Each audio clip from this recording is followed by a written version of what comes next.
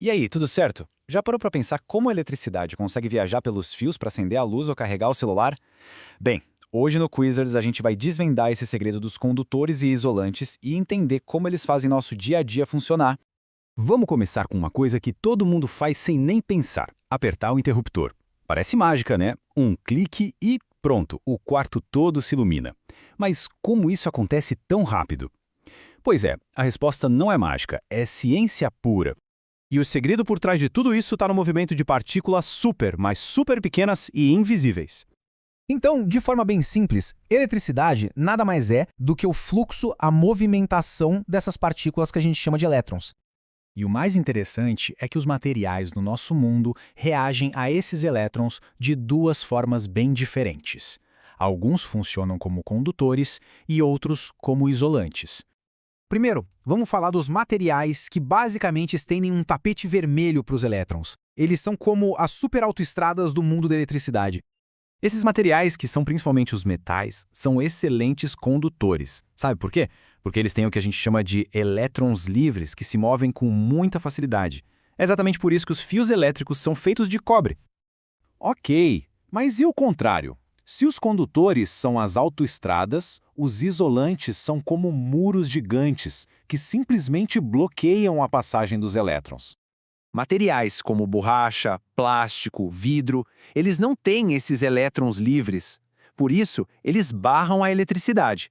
E isso explica perfeitamente porque a parte de fora de um cabo é coberta de plástico ou borracha. É para proteger a gente. Agora, chegou a parte mais divertida. Vamos ver se os conceitos de condutores e isolantes ficaram claros com um desafio Quizzards rapidinho. Primeira pergunta na tela: o que é um bom condutor? Um fio de cobre ou uma garrafa de plástico? Tempo na tela. Isso aí, o fio de cobre, por ser um metal, deixa os elétrons passarem livremente. É um dos condutores mais comuns que existem. Próxima, a borracha que cobre um cabo elétrico. Ela é um condutor ou um isolante? Pensa na segurança para responder essa.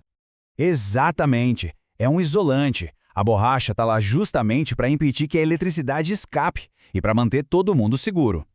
Vamos para mais uma. Qual desses materiais tem um monte de elétrons livres só esperando para se mover? Madeira ou alumínio? Mandou bem! O alumínio, por ser um metal, é um ótimo condutor. Está cheio de elétrons livres prontos para entrar em ação. Agora um pouquinho mais difícil. Tanto a prata quanto o cobre são ótimos condutores, mas qual deles é o grande campeão? E a resposta correta é prata. Olha que curioso, a prata é o melhor condutor que existe. Mas então por que a gente usa mais o cobre? Simples, porque a prata é muito mais cara. O cobre tem o melhor custo-benefício. E a última pergunta para fechar. Qual é a principal tarefa de um bom condutor? Permitir o fluxo livre de elétrons ou criar uma barreira para eles? Perfeito! A missão de um condutor é deixar os elétrons se moverem sem complicação. Arrasaram no desafio.